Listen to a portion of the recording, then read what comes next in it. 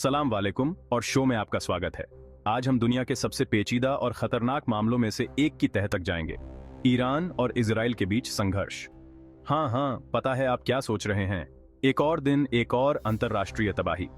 लेकिन यकीन मानिए, ये मामला थोड़ा पर्सनल है। ये इतिहास है, धर्म है, राजनीति है और ढेर सारी पुरानी दुश्मनी है। लेकिन आगे बढ़ने से पहले सब्सक्राइब बटन और बेल आइकॉन दबा दीजिए ताकि आपको भविष्य के दिलचस्प एपिसोड मिस ना हो, क्योंकि यकीन मानिए अब असली खेल शुरू होने वाला है। हम दो ताकतवर देशों की बात कर रहे हैं जिनके अपने अपने नैरेटिव हैं, अपनी अपनी शिकायतें हैं और अपने अपने अटूट विश्वास हैं। तो तैयार हो जाइए, क्योंकि हम खोलने जा रहे हैं इतिहास के पन्ने, भू राजनीति का खेल और इस कभी ना खत्म होने वाले संघर्ष की मानवीय कीमत।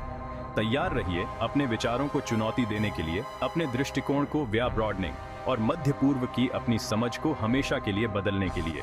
तो चलिए शुरू करते हैं। ईरान और इजराइल के बीच दुश्मनी को समझने के लिए हमें टाइम मशीन में बैठकर सदियों पीछे जाना होगा। इस संघर्ष की जड़ें प्राचीन इतिहास, धार्मिक मतभेदों और राजनीतिक महत्वाकांक्षाओं के जाल में उलझी हुई हैं, जो पीढ़ी दर पीढ़ी चली आ रही हैं। देखा जाए तो ये तो दो सभ्यताओं का टकराव है। एक तरफ है पर्शिया, प्राचीन साम्राज्य जो कभी भूमध्य सागर से सिंधु नदी तक फैला हुआ था। फारसी, जो अब ईरानी है, उनकी एक समृद्ध सांस्कृतिक विरासत और राष्ट्रीय गौरव की एक मजबूत भावना है। दूसरी तरफ आपके पास यहूदी लोग हैं, जिनका उस भूमि से अपना गहरा ऐतिहासिक और धार्मिक संबंध है, जिसे अब इजराइल कहा जाता है। सदियों से ये दोनों समूह साथ साथ रहे, कभी शांति से, कभी नहीं। लेकिन आधुनिक संघर्ष के बीज 20वीं शताब्दी में जायोनिज्म के उदय के साथ बोए गए थे, जो कि फिलिस्तीन में एक यहूदी राज्य की स्थापना के लिए एक आंदोलन था। इसने फिलिस्तीनी प्रतिरोध को हवा दी और क्षेत्रीय शक्तियों को अपनी ओर खींच लिया, जिससे दशकों तक रक्तपात का मंच तैयार हुआ। अब चलते हैं 1948 में, एक ऐसा साल जिसने मध्य पूर्व के इतिहास का रुख ही बदल दिया। यहूदी लोगों पर हुए अत्याचारों के बाद अंतर्राष्ट्रीय समुदाय ने अपराध बोध और यहूदी लोगों को एक मातृभूमि प्रदान करने की इच्छा से प्रेरित होकर इजराइल राज्य के निर्माण का समर्थन किया। लेकिन एक समूह के लिए यह खुशी दूसरे के लिए भारी कीमत पर आई। सैकड़ों हजारों फिलिस्तीनी अपने घरों से विस्थापित हो गए, पड़ोसी अरब देशों में शरणार्थी बन गए।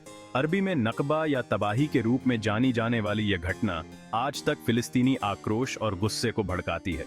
इजराइल के निर्माण ने इजराइल और उसके अरब पड़ोसियों के बीच युद्धों की एक श्रृंखला को जन्म दिया, जिससे मतभेद और गहरे हो गए और दुश्मनी बढ़ गई। शाह के नेतृत्व में ईरान के शुरुआत में इजराइल के साथ जटिल संबंध थे, यहां तक कि वह कुछ तरह के सहयोग में भी शामिल था। हालांकि 1979 की ईरानी क्रांति ने सब कुछ बदल दिया। ईरानी क्रांति केवल ईरान के लिए एक बहुत बड़ी घटना नहीं थी, इसने पूरे मध्य पूर्व और उसके बाहर सदमे की लहरें भेज दी। शाह, जिसे पश्चिमी कठपुतली के रूप में देखा जाता था, को उखाड़ फेंका गया और अयातुल्ला खुमैनी, एक उग्र मौलवी जो इजराइल को एक कैंसर युक्त ट्यूमर के रूप में देखते थे जिसे निकालने की आवश्यकता थी, सत्ता में आए।